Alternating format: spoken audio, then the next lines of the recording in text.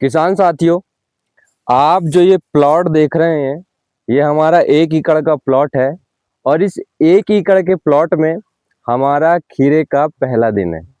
मतलब हमने इसमें खीरे का बीज लगा दिया है। लेकिन बीज लगाने के पहले हमने जमीन की तैयारी कैसी की, क्या बेसल डोज डाला, कितने माइक्रोन की मल्चिंग का यूज किया, किस प्रकार की ड्रिप ली, ये सब मैं आपको इस वीडियो में बताने वाला हूँ। तो आप सभी का स्वागत है मेरे चैनल देसी किसान में। मैं आपका दोस्त अंकित कुमार नागेश्वर।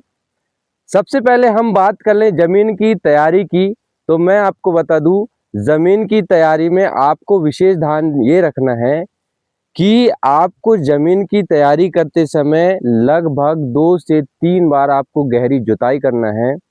अगर आप जुताई नहीं कर पा रहे हैं तो आप प्लाऊ के माध्यम से भी 1 से 1.5 फीट गहरी जुताई करवा सकते हैं। उसके बाद आपको 1 एकड़ के प्लॉट में 7 से 8 ट्राली सड़ी हुई गोबर की खाद डालनी है। उसके बाद आपको लोटरी के माध्यम से जमीन को भुरभुरी कर देना है और कुछ इस प्रकार से बेड बना देना है।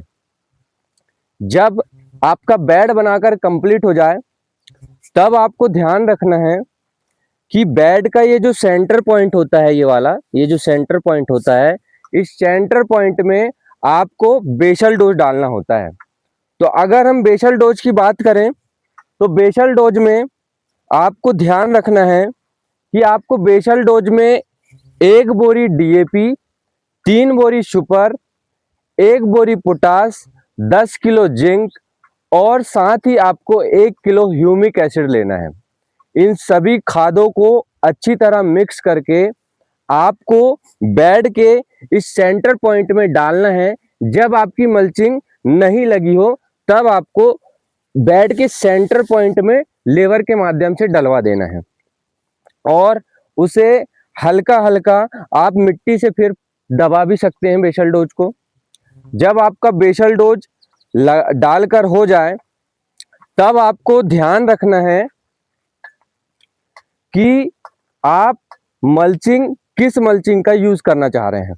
अगर मैं मल्चिंग की बात करूं तो मल्चिंग में आपको ध्यान रखना है कि अगर आप सब्जी वर्गीय फसलों की सिर्फ एक फसल लेना चाहते हैं तो आपको 16 से 18 माइक्रोन की मल्चिंग का यूज करना है। और अगर आप साल में 2 से 3 फसल लेना चाहते हैं सब्जी वर्गीय फसलों की, तो आपको 25 माइक्रोन की मल्चिंग का यूज करना है। दोस्तों, आप देख सकते हैं हमने मल्चिंग में 25 माइक्रोन की मल्चिंग का यूज किया है क्योंकि हम साल में कम से कम 3 प्रकार की सब्जी वर्गीय फसलों का उत्पादन लेने वाले हैं। वहीं अगर अब मैं बात करूं कि हमने बीज कैसे लगाया, कौन सा हाइब्रिड बीज लिया, तो मैं अगर बीज की बात करूं दोस्तों, तो बीज में हमने एडवांटा का क्रिस लिया।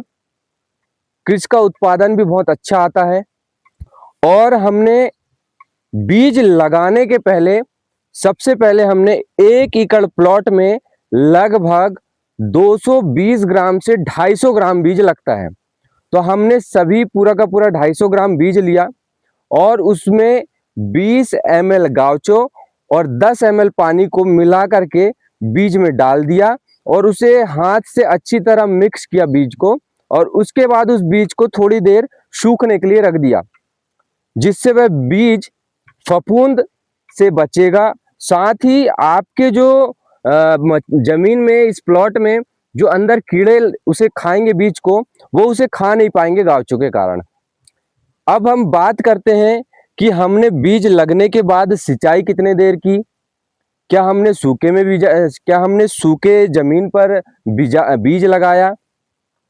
तो मैं आपको बता दूं दोस्तों, हमने बीज सूखे जमीन पे लगाया है।